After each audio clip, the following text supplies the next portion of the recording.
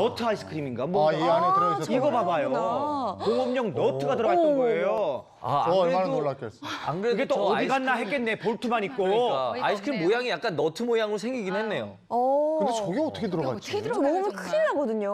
어머. 저 신기하다. 저게 어떻게 들어가? 저 일부러 넣었다고 뭐 생각할 수 있을 정도로 저렇게 생겼네. 그러니까 말도 안 되는 거죠, 저거는. 그러니까요. 듣기만 해도 정말 엽기적인데 저는 또 이 얘기 들었어요. 뭐요? 편의점 김밥에서 네. 어금니가 어금니 김밥. 와, 아니, 어금니가 나왔다고 들었어요. 아니 김밥에서 어떻게 어금니가? 와, 세상에. 이게 사람들이 이게 도대체 네. 무슨 일이냐 해서 검사를 물론 해봤죠. 네. 그랬더니 어금니는 사실 아니었습니다. 그래도 다행이네. 치아 충전재라고 결과가 나왔어요. 이게 어쨌든 이 회사에서 이 이물질이 나온 건 엄연한 사실이니까 이 제품 만드는 회사에서 좀 더 주의를 했어야 하지 않나 생각이 됩니다. 얼마 전에 또 SNS 인플루언서가 판매한 호박즙에서도 네. 또 맞아. 곰팡이 발견됐거든요. 네. 그 입구 용기 입구 부분에 이렇게 곰팡이가 쓸어 있더라고요. 이거예요? 네, 난리 네. 났었죠. 굉장히 이슈가 됐는데요. 이 파우치 입구를 기계가 잠그는 과정에서 덜 잠기면서 유통이 되거나 아이고. 또 보관 중에 공기 중에 이제 노출이 되면서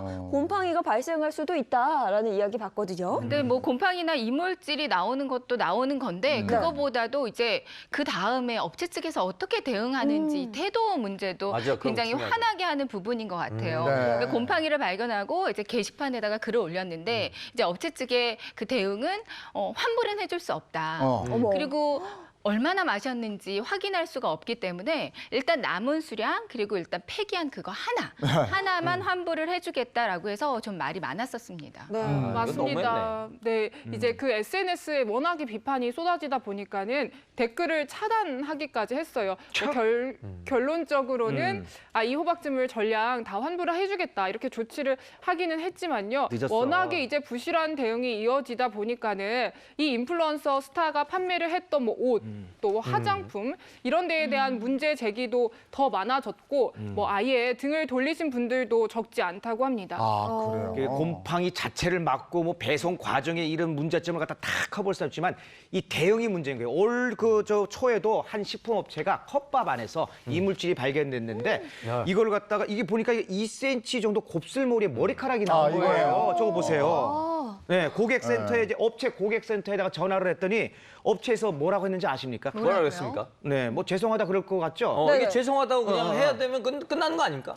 우리 생각은 그런데 그 업체에서는 이제 고객님 그 수작업으로 진행되기 때문에 그럴 수도 있다고 저희는 봅니다. 그리고 또 나중에 그 관계자도 해당 그 고객에게 뭐 먼저 죄송하다고 생각한다면서 말은 했지만 그 담당 그 상담한 직원한테 확인해 본 결과 뭐랬냐면은 이 머리카락은 일상적으로 작업하다가 충분히 들어갈 수가 있다라는 얘기를 했다고 해요. 그게 무슨 대응입니까? 변명하는데 안 되는 급급했네. 거죠. 변명, 수작업으로 해서 일상적으로 들어갈 수 있다 그럼요. 그러면 작업하는 중에 직원 머리끄댕이를 잡았다고밖에 볼 수가 없는데 이게 무슨 말씀이야. 그래, 싸웠네. 아무튼 일단 이게 미안하다고 정중하게 마음을 다해서 사과하는 게 먼저일 것 같은데 그런 변명으로 일관했다는 게 좀 아쉽네요. 근데 사람 심리가 또 그런 게 있어. 그러니까 미안하다 그러면 자기가 인정한다고 생각하는데 일단 확실하게 미안한 건 미안하다고 얘기하고 뭐 보상 배상할 게 있으면 해주고 이래야 소비자 입장에서도 좋지. 소비자가 구매를 해서 그 기업이 생존하는 거 아니겠어요? 맞습니다. 네, 맞습니다. 네. 그런데 이제 소비자의 입장에서는 이렇게 식품에서 이물질이 나왔을 때 어떻게 좀 대응을 하는 게 좋은지 사실 알기가 쉽지 않거든요. 네. 그렇죠. 그래서 이물질에 대해서 뭔가 성급하게 결론을 내리시기보다는요. 절차에 따라서 신고하고 접수를 하는 게 굉장히 중요합니다. 네. 이 제품 제조사 신고센터에 접수를 해주셔도 좋고요. 아니면은 식품의약품안전처 부정불량식품 신고센터가 있습니다. 이곳에 접수를 해주셔도 좋은데요. 1399번이네요. 네, 1399번으로 접수를 해주시면 좋고요.